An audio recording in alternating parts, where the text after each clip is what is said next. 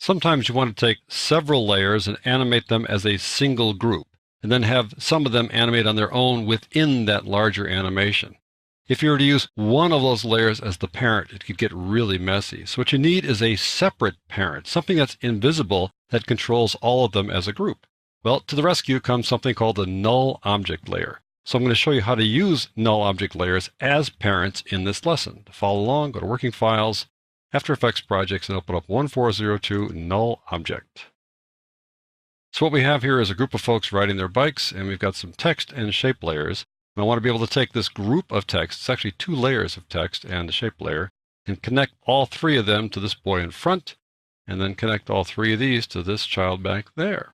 And then within the group, I want them to animate a bit. I want this oh boy to get larger, and this is fun to come on later using opacity, and then have the ball fade away later. So if I were to do that by, let's say, having one of them as the parent, it might get messy. So it's easier to create a parent that's outside of the group but invisible. And to do that, we create a null object layer. Just right-click down on the timeline and go New, Null Object right there. Now I want to change the name of this so I can keep track of it. So I'm just going to press Enter there and type in boy in front. And while we're at it, let's add a second null object layer for the child there in back. I presume that's a boy. So I'm going to go to Layer, New, Null Object, just to show the other way to add a null object layer. Press Enter again and call this boy in back, like so. So now we have 2 of those guys. Now they're red boxes. That's what a null object layer looks like. You won't see this when you render it, just there for your convenience.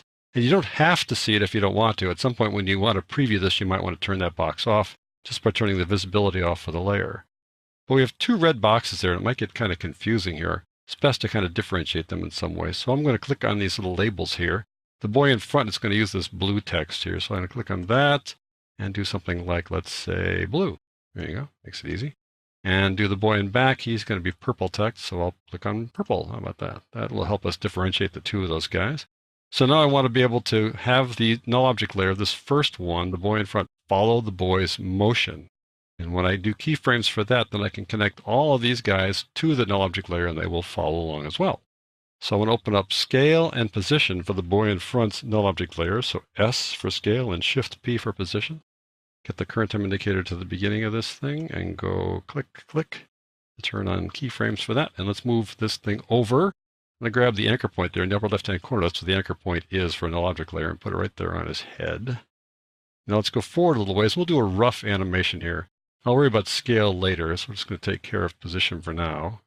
We'll just do scale with 1 additional keyframe at the end. It's pretty easy to do it that way. Just have it grow gradually throughout the process here. So I'm going to go forward a little bit. We're not going to have a perfect motion following process here, but it's going to be reasonably good, especially since it's text, so we need to be perfectly connected. A little bit farther here. There we go. And finally off screen like that. And now I'll take care of the scale by knocking it up to around 200% or so, something like that. So it'll grow throughout the process there. We'll just show you that again and watch the track of that little blue box as we go along here as it gets larger and follows that young man. Now I want to be able to connect these 3 layers, and there are 3 different separate layers, to that null object layer. And we know that we use parenting to do that. So I'm going to right click here in the column header and say Columns and Parent. That adds this little parent column. I want to go down and get those 3 guys and close this thing down so you have a little more real estate here. So I've got, let's say, shape layer 1, oh boy, and this is fun. Those are those 3 things there. So I'll click on the top one and shift click on the third one. Now they're all selected. And I can just grab 1 pick whip and drag it to boy in front like that. And now they're connected. And if I just leave it like this, you'll see that they'll work along with it. But I need to put them in the right place at the get-go here. So I'm going to drag them down there now, right to that spot, and connect it that way.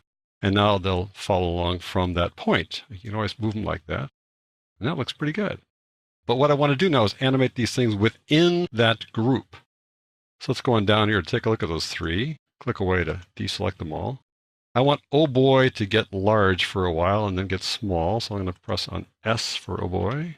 And we'll let it go in a little bit and then turn the keyframe for scale. And then right about here, we'll make it get much larger like that. And then bring it back down to 100% or so, down like that. Okay. And then I want this is fun to come on later. So I open up, let's say this is fun. I can press T for opacity there. I want it to come on, let's say, after oh boy gets larger. So let me take a look at those keyframes for the oh boy. I'll go back to see the keyframes there. So right about here, we want to see this is fun come on screen. So I set opacity there for 0 and bring it on a little bit later. So we see 100% opacity like so. There we go. And let's see how that works. So you see him come on, it gets larger, starts getting smaller. This is fun comes on after that. And right about here, I think we want to start fading them out. So I'm going to click on all these guys, press T for opacity twice so we can get back on again. Click away so we don't have them all selected again. I'm going to click on the opacity diamonds there for that one because it's already turned on. Click on this one here because it wasn't turned on. And then we'll just fade those guys out to 0 here. I can select all 3 of them to do that and drag that all down to 0. So let's see if we get that to behave. There we go. It all goes away. But you can't use opacity in parenting, so you got to do it there within those layers.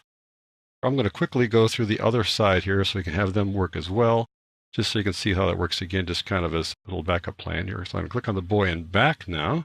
I want to open up scale and shift P for position for him and take the purple one, because that's the one that we're dealing with here, and drag that to the head of that young man right there. Set keyframes for him. And we would do the same process. We'd follow along like this. We'd pull that up like so. We do a couple more little bits of position animation here. I think you see how this works. I'll just kind of zap through here really quickly. There we go. A little bit farther. And what we'll do is we'll have his stuff come on a little bit later. Go over here. And we're finally done there. And we'll drag him off like so. And we will increase the scale for him to about 200% at that point. Okay. Now what I want to do is animate his individual text. I need to grab all 3 of them, so I go watch out. I'm catching up. Shape layer, got them all selected. I can take the pick whip, the boy and back like that. There we go. Now they're all connected. I can take all 3 of them and put them right over his head like so. And I think you get the message here. I can then use opacity or scale and have them come on later after his come on and have them change size and fade in and out just as this one did as well. So I think you see now how you can use a null object layer to control a group of layers and have them animate individually within that group.